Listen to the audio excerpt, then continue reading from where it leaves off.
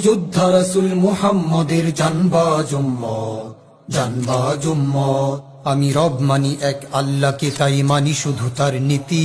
সব মানব রচিত বিধানের প্রতি জানাই স্বীকৃতি।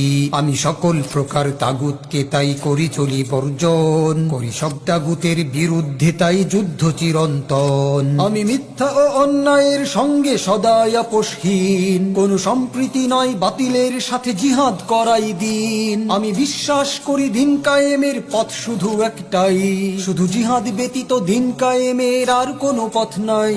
আমি কোনো কিছুতেই ছাড়বো না তাই জিহাদের এই পথ। আমি যোদ্ধা রাসূল মুহাম্মদের জানবাজ উম্মত, জানবাজ উম্মত। আমি যোদ্ধা রাসূল মুহাম্মদের জানবাজ উম্মত, জানবাজ উম্মত।